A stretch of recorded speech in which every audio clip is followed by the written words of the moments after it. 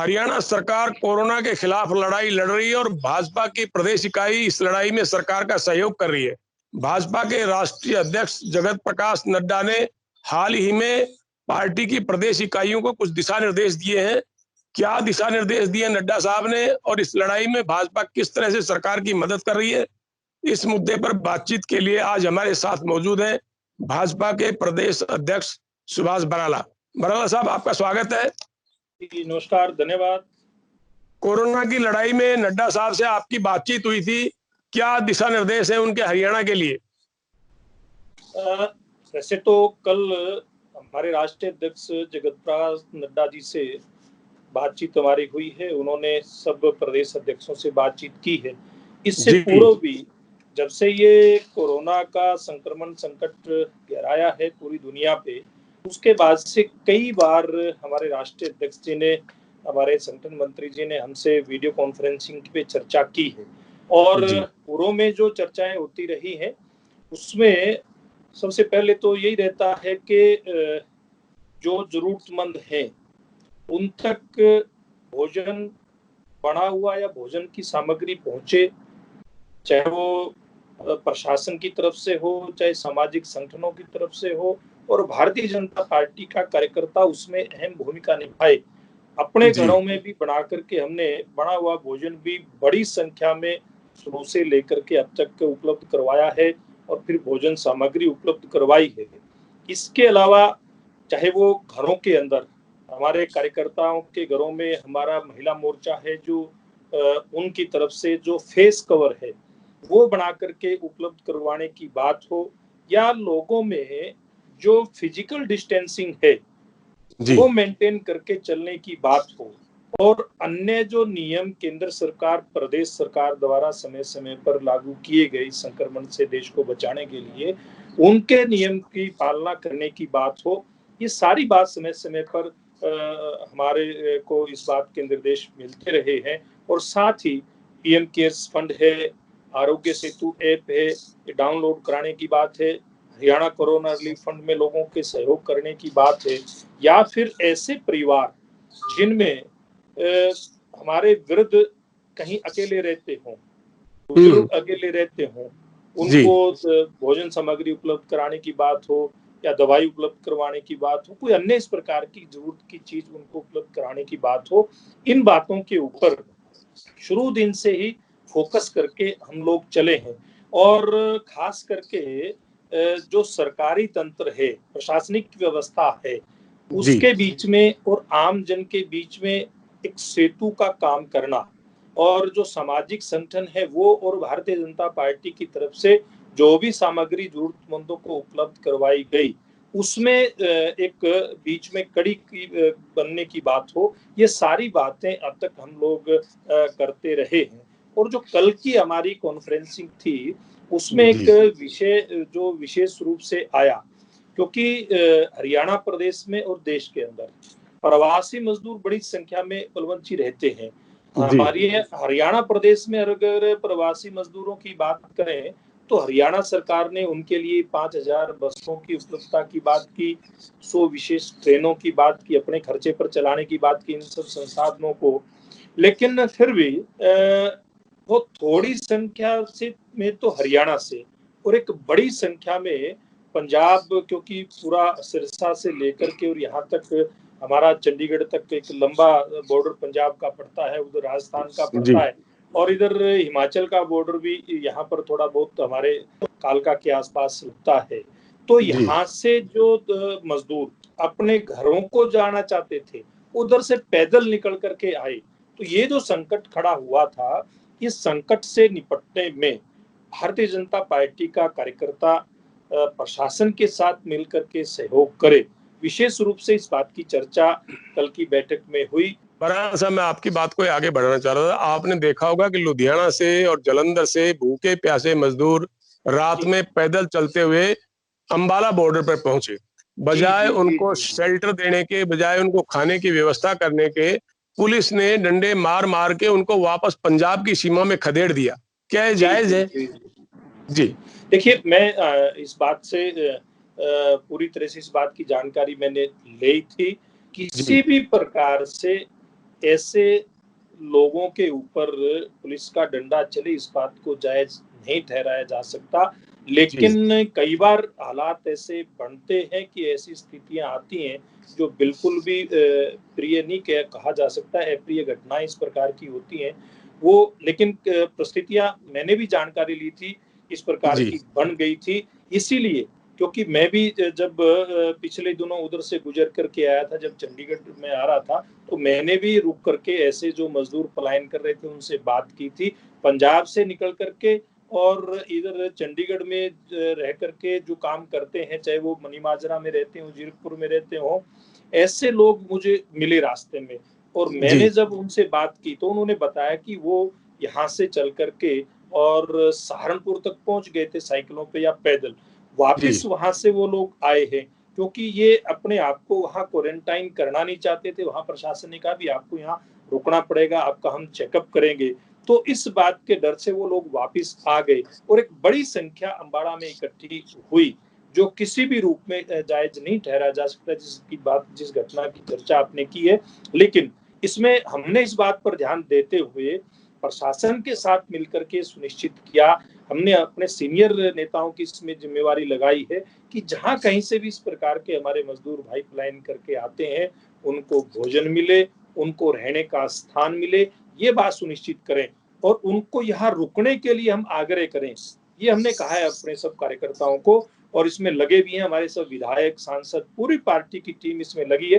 लेकिन फिर भी जी बहुत सारे ऐसे मजदूर भाई जो अपने घरों को जाना ही चाहते हैं, वो जिद हम्म करके जब निकलते हैं तो हमने सुनिश्चित किया कि रास्ते में भी ऐसे सब लोगों को भोजन, पानी, दवाई, इस बात ये उपलब्ध करवाया जाए और एम्बुलेंस की भी व्यवस्था की जाए।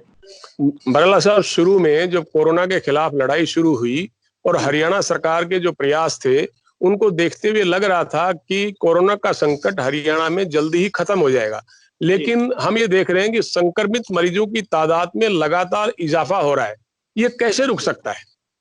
देखिए बलवंत जी, इसके लिए क्योंकि रुक तो सकता है अगर स्थायी तो इसका इलाज है, या तो इसकी कोई वैक्सीन आए या इलाज के लिए कोई दवाई आए।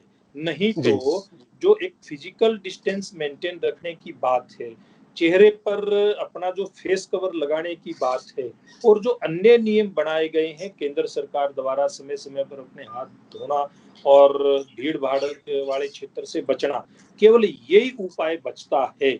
और इसी उपाय को करने में पूरी केंद्र सरकार पूरे देश के अंदर लगी हुई है और हरियाणा सरकार अपने प्रदेश के अंदर लगी हुई है। लेकिन अगर हम मोटे तौर पे बात करें, आपने जो बात कही बिल्कुल ठीक है, दिन प्रतिदिन जो संक्रमित लोगों की संख्या है वो बढ़ती जा रही है। लेकिन अगर हम देश की तुलना करें पूरी दुनिया से, क्योंकि ये तो पूरी दुनिया की महामारी है, वैश्विक महामारी जी है, तो जी हमारा देश कहीं उनसे ठीक स्थिति में खड़ा दिखाई देता है। और हमारे देश की अगर हम चर्चा करें तो हरियाणा प्रदेश अन्य प्रदेशों की तुलना में कहीं ठीक स्थिति में दिखाई देता है। इसके लिए हमारे देश, हमारे प्रधानमंत्री नरेंद्र मोदी जी के नेतृत्व में पूरी ताकत के साथ लड़ा है देश की जनता को लेकर के। और हरियाणा मुख्यमंत्री मनोहर लाल जी के नेतृत्व में, चाहे विपक्ष के नेता हो या हमारे सामाजिक संगठन हो, हरियाणा की जनता हो, इनको साथ लेकर के इस लड़ाई को लड़ने में लगा है। और मैं समझता हूं सब लोगों ने साथ दिया है, इसीलिए अन्य प्रदेशों की तुलना में, अन्य देशों की तुलना में हम बेहतर दिखाई देते हैं। लेकिन फिर भी क्योंकि जब तक इसकी वैक्सीन या कोई दवाई नहीं आ जाती, इससे लड़ाई हमारी समाप्त नहीं होगी। देखिए बराड़ साहब, आप ये कह रहे हैं कि केंद्र सरकार या राज्य सरकार जो भी नियम तय करेगी उसके मुताबिक चला जाएगा। जी लेकिन जो पार्टी सत्ता में होती है उसके पदाधिकारी कई बार ज्यादती करते दिखाई देते हैं। सोशल मीडिया पर एक चला कि भाजपा का महामंत्री एसडीएम को धमका रहा था उसकी गाड़ी रोकने पर। दूसरा, हिसार में एक डॉक्टर की सिर्फ इसलिए तबादला कर दिया गया कि उसने जजपा के किसी समर्थक के घर पर क्वारंटाइन का एक पोस्टर चिपका दिया। यानी कि एसडीएम को भाजपा का महामंत्री धमकाए, जेजेपी का कोई कार्यकर्ता एक डॉक्टर का तबादला करवा दे, तो कहां नियमों की पालना हो रही है? देखिए बलवंत जी, जहां तक डॉक्टर के तबादले की बात है वो पूरा अभी मामला ध्यान में आया नहीं है।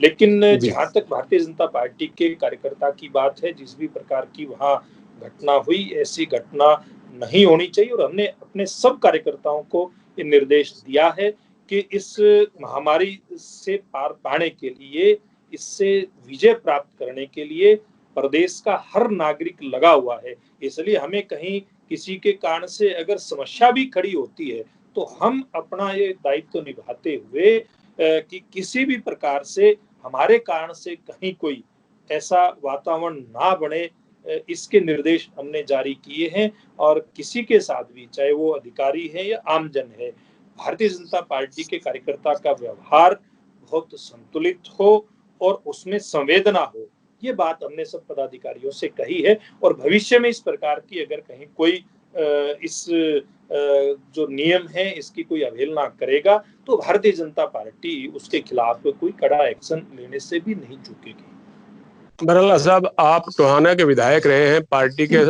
प्रदेश अध्यक्ष हैं। जो टोहाना से इस समय जजपा के विधायक है देवेंद्र बबली, उनका ये आरोप है कि अफसर उनकी सुनते नहीं, बराला साहब की ज्यादा सुनते हैं। जजपा के विधायक की जो सत्तारूढ़ भाजपा को समर्थन दे रहे हैं, उनकी सुनवाई कम होती है। इन आरोपों पे आपका क्या कहना है? देखिए, मैं नहीं समझता इस प्रकार की कहीं से भी बात आनी चाहिए। अगर कहीं कोई अधिकारी, कर्मचारी, किसी भी विधायक की, ये तो आप टोहाना के विधायक की बात करते हैं, मैं कहता हूँ कहीं का भी कोई भी विधायक हो, उसकी बात सुननी चाहिए।